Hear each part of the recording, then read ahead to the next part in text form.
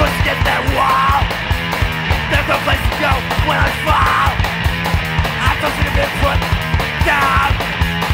It's the fun living on the ground. Shall I blow my brain? Shall I kill you? Shall I blow my brain? Shall I kill you?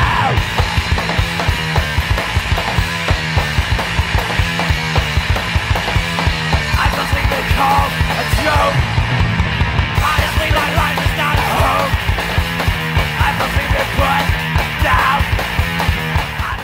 I'm Carol Lennon. I used to own a studio called Cap Street Studios back in the day, and now I have Lennon Studios, which is south of Market, and we take care of the boys and the girls and the bands, and I've been doing it for some 25 years. Well, the Deadly Sparks was started by myself and my best friend at the time, Spike. She has since passed on, unfortunately.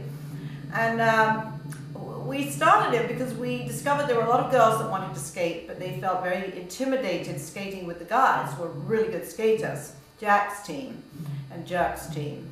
So we started the Deadly Sparks in order that girls could skate with other girls and feel more encouraged.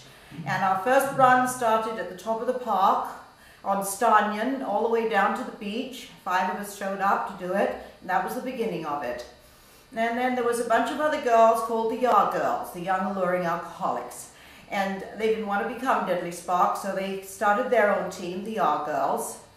And you had to already be a YAA Girl. You couldn't join the YAA Girls. They were like the inner circle. You were either a YAA Girl or you weren't. But the Deadly Sparks encouraged any girl that wanted to skate to ride with us to the park. We also had our little motto, which was, Jacks are jerks and jerks are geeks, but Deadly Sparks burn streets. And we did. My name is Annalisa. We are talking about back in the day, late 70s, early 80s, Bay Area, skateboard, punk rock scene. I didn't really get into skateboarding too much until I moved to San Francisco. San Francisco is an ideal city for skateboarding.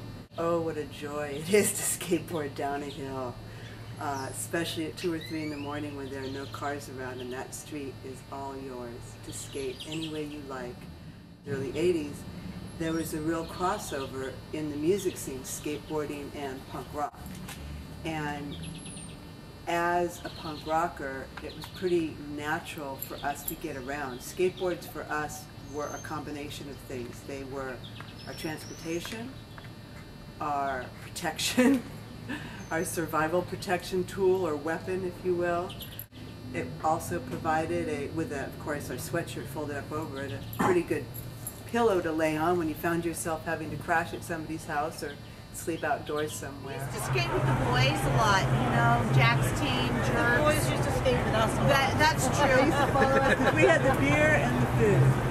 Yes, but they also kind of liked our company, you know. And they were fun. I have to say, they taught us a lot of good They stuff. taught us a lot, you know. I used to, you know, I work hard. I get up at 2 o'clock in the morning and every one of the boys waiting to skate me home to Michigan. And that was the ultimate time to skate. Skate, man. Let's go! King of the road. Ain't my turn. Let's go! King of the road, let's go! That chunk will never let you go. When no one's left alive, that chunk will survive. What you want, man? Talk to me, talk to me. What you want? Talk to me, man. Sparks, Deadly Sparks. What do I got? I don't got much. I mean, it was the 80s, you know? Yeah. Did you go out with the girl from the Deadly Sparks? I didn't go out with her. We had a little hang time. I didn't go out with her. Yeah, I dated a fucking Deadly Spark. Now you're admitting to dating it. Before you weren't saying shit, man. Okay, I did. I dated a Deadly Spark, a supposed Deadly Spark. I never saw him hang out or anything, but she was a Deadly Spark, and she was the smallest one, she was the shortest one, and we broke up, and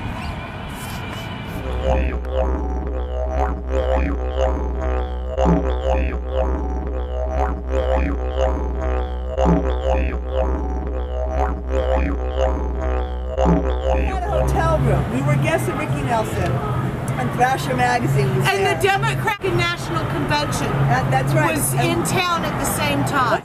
And there were about 10 of us. Running around up to Ricky Nelson's room in our underwear. We did. We got to meet Ricky Nelson. All we had And the was a Secret towel Service wrapped going, around. what the hell is going on? We show up that It's like evening. Mary Widow's boobs, tits and ass We everywhere. had to take a taxi because we had our sexy dresses on, our high heels, carrying our skateboards, and we left the next morning And our colors in our on. skateboards, in our dresses, shooting down the hill. And we could skate in high heels. That's one That's thing. the other thing, yes. The Jacks and the Jerks couldn't do that. No, We mastered we fucking skating did in high that. heels. Okay, that's her. Let's go. Let's go. Let's go. Go. Go. Get that fucking camera out of here, you fucking asshole! Get that fucking camera out of here, you fucking junkie! Yeah. A couple of years ago, I'm in Scotts Valley babysitting my nephews, and we're watching Lords of Dogtown. Nephew keeps going, Annalisa, Daddy says you used to know him. Daddy says you used to skate with him. Daddy said you used to date him. Every time I just had to go, yeah, yeah, yeah. We like to skate and drink and party and tear up the streets and wear weird clothes and wear weird things on our heads and skate down the street and make people throw stuff at us. And throw great fucking parties up at Fort Miley. Yep. Oh yeah. And Ocean Beach. And Ocean Beach, right. Skate through the park.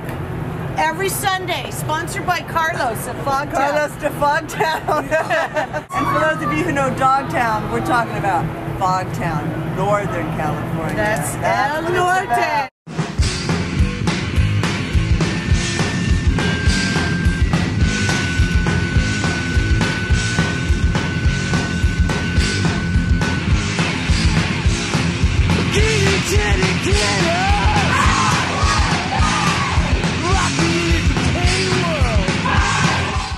YAA Girlz, young, alluring alcoholic. We were the YAA Girlz. We were a skate crew, or group, if you will. Not really a team, because we didn't compete. We weren't that well organized to compete. And we weren't a gang. We didn't associate ourselves with sort of activities that gangs do, but we were a group of women.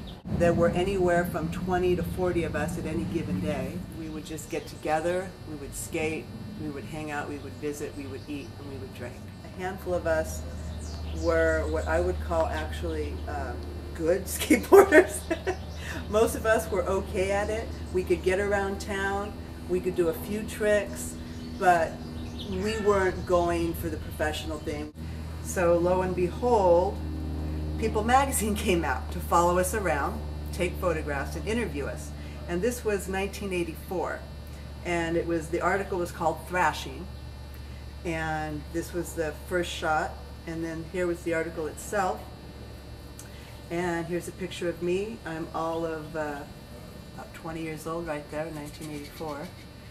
And here's a picture of a good friend, Michelle. After this article came out in People magazine, I think that kind of changed some people's perceptions about who skaters were, what the demographic was, and why we did it. We started to see a little shift in how skaters were treated. Of course, we were still treated as outlaws, but there was a little bit more reverence for us, I think especially for the women, because they realized that it wasn't such an easy thing to do, and that we were still in that outlaw group, probably even more so because we were women doing it. And as a teacher, working with high school students and college students, it's been a pretty fantastic thing to watch these younger generations. I like to think that some of us kind of helped pioneer that, at least open up the doors for a lot of the young people today, especially girls. When I was skateboarding in 1980, 81, 82, 83, 84, there were not a whole lot of girls skateboarding. And those of us who did quite often were ridiculed or targeted or discounted, made fun of, weren't given equal due. And some of us who really wanted to try and learn to be better at it, a lot of people just kind of said, oh, well, you know, isn't that cute, isn't that sweet, but you're not going to be taken seriously. And I think that might have been one of the reasons we kind of started to group together. I don't know how many people realize this, but today, 2009, San Francisco, California, skateboarding is illegal. It is illegal to ride a skateboard on business sidewalks and streets. The only areas that it is still somewhat legal are residential neighborhood sidewalks. Even to this day, most skateboarders are seen as outlaws. Junkies are killer skaters. Your fucking dreams. Your life after YAA Girlz Deadly Sparks. Life is wonderful. Still got the bros. Still an adventure. Every day. Always, every day. Life is always what we make it. We keep making it. That's why we're talking to you. Deadly Sparks, Spike, Yep. God rest her soul. R.I.P. Tana, rest your soul. We love you. Yes, girl. Tana died. Suicide.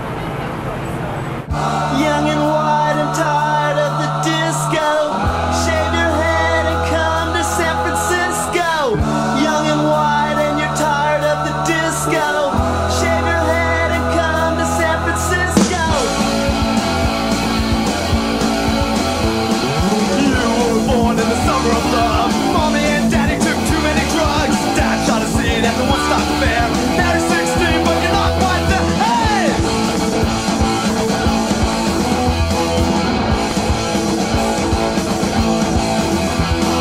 Now you're living on the street. A soup kitchen is where you eat. You don't know the reason or the rhyme for. All you know is now it's time for summer of love. It ain't fine. Those of us still left alive. Summer of hate and agony.